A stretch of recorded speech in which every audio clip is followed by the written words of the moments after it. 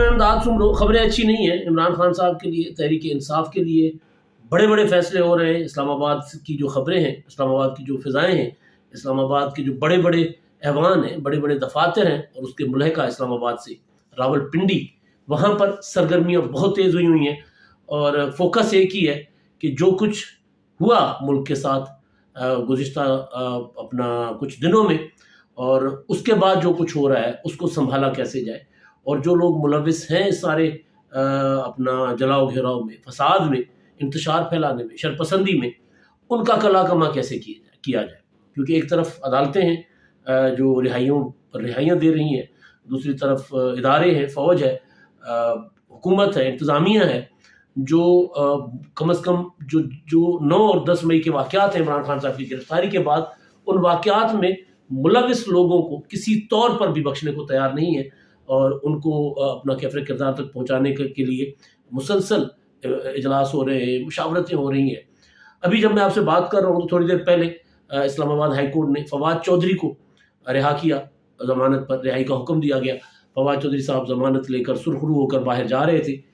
جیسے اسلام آباد high court کے دروازے سے باہر نکلے اپنی گاڑی میں بیٹھ کر اور پھر جانے لگے. ابھی گاڑی جو چلی ہی تھی، پہلے گیئر میں ہی تھی، بالکل چند قدم ہی گاڑی آگے بڑھ پائی ہوگی، ریڈی تھی جس کو کہتے ہیں نا، تھوڑا سا آگے بڑھی، اسٹارٹ ہی ہوئی تھی، تو آگے پولیس کا ڈالا آ گیا، اور فواد چودھری صاحب جوان اترا پولیس سے، اس کے پولیس کی گاڑی سے، موبائل سے، اور وہ فواد چودھری کی گاڑی کی طرف بڑھا. فواد چودھری نے دروازہ کھولا اور دوڑ لگا دی، یوں سیدھا اسلام آباد ہائی کورٹ کے اندر چلے گئے.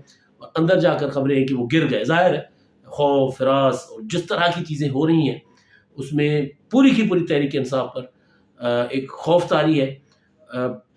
خاص طور پر جو کل کی کور کمانڈر کانفرنس ہوئی ہے، اس کور کمانڈر کانفرنس کے جو فیصلے ہیں اور اس کا جو پریس ریلیز ہے، وہ پی ٹی آئی کے لیے انتہائی سنگین حالات کی ظاہر ہے وہ عکاسی کر رہا ہے. اعلان ہے، بلکہ سیدھا سیدھا اعلان ہے کہ بخشا نہیں جائے گا، چھوڑا نہیں جائے گا.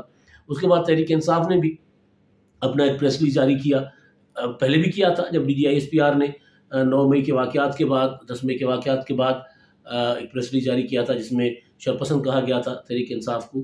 اپنا اس میں دوگلا کا لفظ بھی استعمال کیا گیا تھا، جس کا عمران خان صاحب نے اپنے جو خطاب تھا رہائی کے بعد جو قوم سے کیا، اس میں انہوں نے D G I S P R کو مخاطب کر کے کہا تھا کہ D G I S P R صاحب، تب تو آپ پیدا بھی نہیں ہوئے تھے جب سے میں پاکستان کو ڈیفینڈ کر رہا ہوں، اور آپ مجھے دوگلا کہہ رہے ہیں.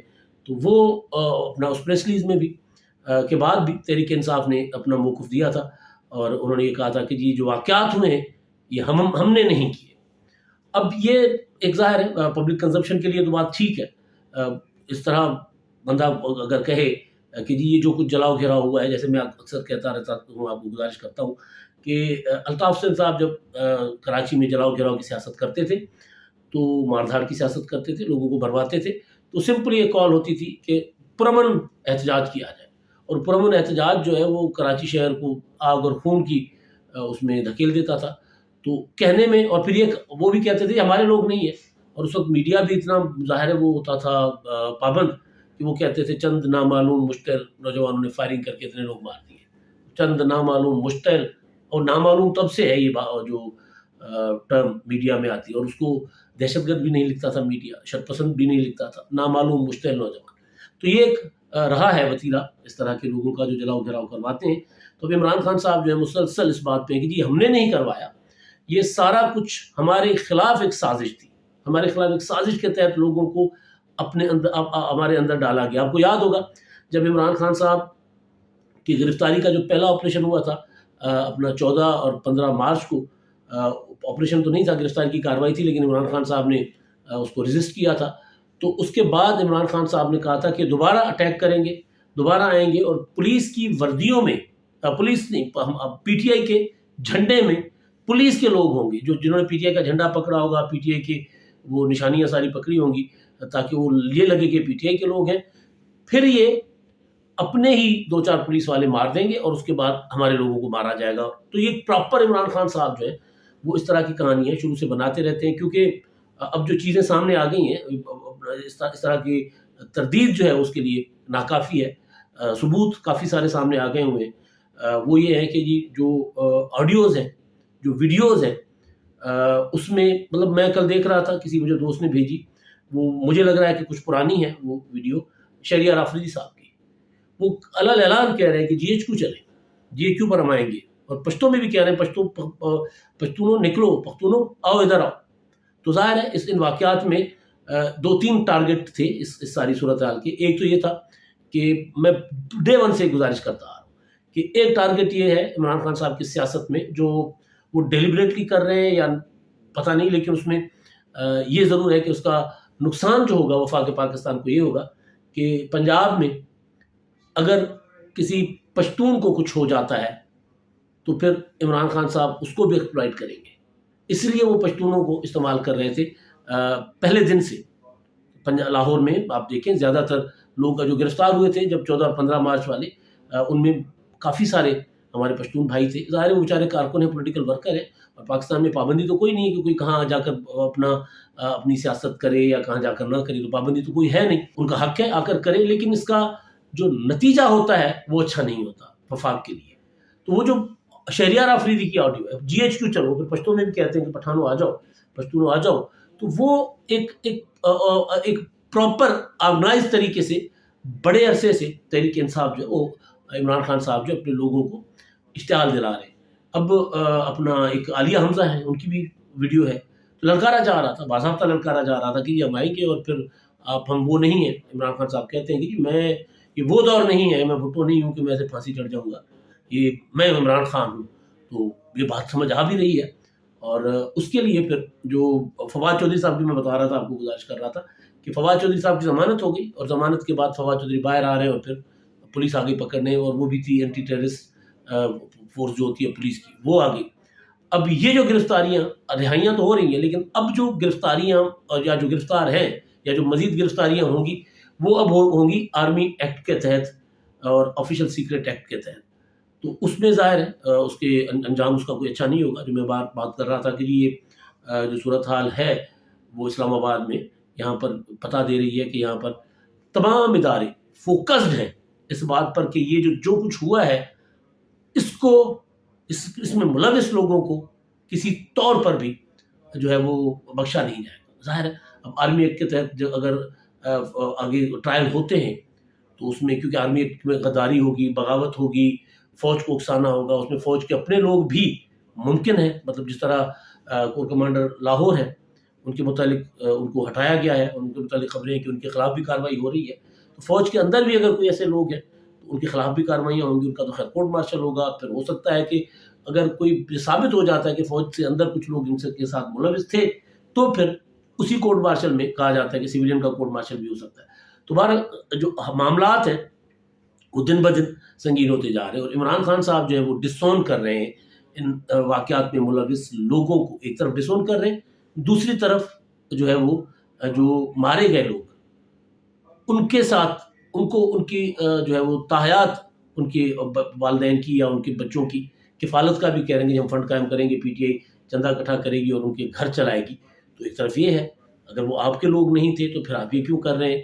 تو پھنس چکے ہیں عمران خان صاحب. اصل بات یہ ہے عمران خان صاحب جو ہے وہ اب مزید اس معاملے میں جتنا اس کو عمران خان صاحب جو ہے وہ کریں گے اپنا اس میں اپنا کریں گے, ڈٹے رہیں گے. ڈٹے رہنے سے مراد یہ ہے کہ ایک ہوتا ہے کہ انسان اگر غلطی ہو گئی ہے آپ کے اپنے بیانات سے, آپ کے طرز عمل سے, اگر آپ کے کارکنوں نے ایک غلط میسج لے لیا ہے, اگر آپ کا مقصد یہ اگر نہیں تھا اور آپ کے کارکنان جو ہیں وہ غلط راستے پر چل پڑے ہیں تو ان کو روکا جا سکتا ہے, ان کو بتایا جا سکتا ہے, اور یہ کہا جا سکتا ہے کہ جی کارکن ہمارے تھے, ہم ان کو جو ہے وہ جذبات میں آ کر انہوں نے کر لیا ہے, لہٰذا ہماری یہ پولیٹکس نہیں ہے, ہم آئندہ یہ نہیں کریں گے. لیکن ہو یہ رہا ہے کہ عمران خان صاحب ابھی بھی جتھے بندی کر رہے ہیں. ابھی بھی لوگ کہہ رہے ہیں کہ اگر مجھے دوبارہ گرفتار کیا جائے گا تو پھر دوبارہ یہی ہوگا. یعنی عمران خان صاحب جو ہے جو کچھ ہوا ہے اس سے وہ نہ ان کو اس پہ ندامت ہے, نہ اس پر افسوس ہے, اور نہ انہوں نے مذمت کی. چیف جسٹس صاحب نے کہا کہ جس کی مذمت کرے, عمران خان صاحب نے کہا کہ جی میں نہیں کروں گا. اسلام آباد ہائی کورٹ میں ضمانت دیتے ہوئے کہا گیا کہ جی آپ ایک مذمت بھی کر دیں.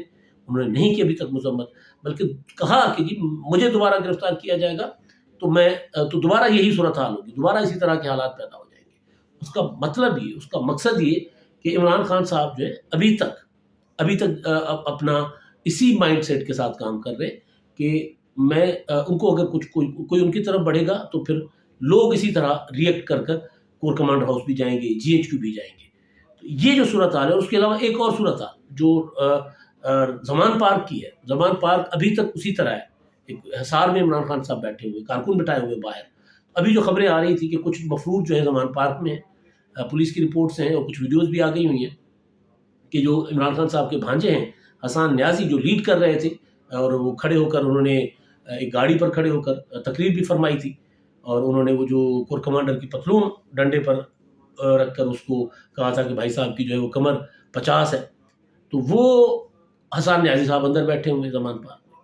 کئی اور لوگ جو کہا جا رہا ہے کہ جو ان واقعات میں ڈائریکٹ انڈائریکٹ ملوث ہیں، ان کو وہ بھی کہا جا رہا ہے کہ زمان پارک میں. تو کیونکہ عمران خان صاحب نے ان کو وہاں اس لیے رکھا ہوا ہے کہ وہاں تو اگر پولیس ریڈ کرے گی، کچھ چھاپا پڑے گا تو ریزسٹ کریں گے. عمران خان صاحب کے کارکن وہاں پر ہوں گے، اس لیے عمران خان صاحب نے ان کو وہاں رکھا ہوا ہے. لیکن اب جو انفارمیشن ہے وہ یہ ہے کہ زمان پارک پر ایک اور جو ہے چھاپا مارا جائے گا، اور یہ گرفتاری عمران خان صاحب کے لیے نہیں ہوگی. یہ گرفتاری عدالت کے آرڈر کے ذریعے بھی ہو سکتی ہے، اور یہ گرفتاری ان کے لیے یہ چھاپا ان کی گرفتاریوں کے لیے ہوگا جو مفرور ہیں، جو عمران خان صاحب سورسز جو بتا رہے ہیں پولیس کے بھی. اور کچھ عمران خان صاحب جس دن رہا ہو کر آئے تھے رات کو، تو وہاں پر حسان نیازی اپنی والدین کے ساتھ وہاں موجود تھے، اپنی والدہ کے ساتھ، اپنی خالوں کے ساتھ، تو اپنی فیملی کے ساتھ. ظاہر عمران خان کے بھانجے تو وہاں موجود تھے. تو ان کے لیے اب یہ کہا جا رہا ہے کہ زمان پارک کے اندر بھی ہوگی کارروائیاں. اور جو لوگ گرفتار ہیں ان کو پہلے 16 MPO کے تحت نظر بند کیا گیا تھا، اب ان کے اوپر آرمی ایکٹ کی دفعات جو ہیں وہ لگنا شروع ہو جائیں گی.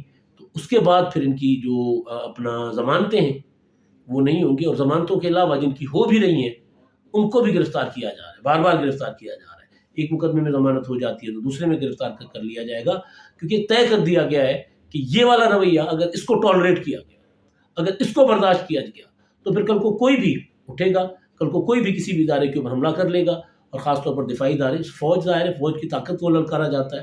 تو پھر فوج سے بڑی پھر طاقت اگر مسل پاور کی بات ہو تو پھر وہ تو زیادہ دکھائیں گے. بے شک اگر کوئی عوامی سمندر نکلتا ہے تو ان کے سامنے تو ظاہر ہے فوج، اگر عوامی سمندر ہے، حقیقی عوامی سمندر ہو، تو پھر ان کے سامنے تو فوجیں ظاہر ہے نہیں کھڑی ہو سکتی دنیا میں کہیں بھی نہیں. پاکستان میں ہی ہمارے یہاں آپ دیکھیں کہ 4 مارشل لا لگ چکے ہیں اتنی چھوٹی سی عمر میں پاکستان میں، لیکن ان سارے مارشل لاؤں کو عوامی طاقت کے ذریعے ختم کیا گیا، عوام کے ووٹ کے ذریعے، عوام کی تحریکوں کے ذریعے. اس مارشل لاؤں کو ختم کرنے کے لیے کوئی کاؤنٹر کو نہیں ہوا تھا.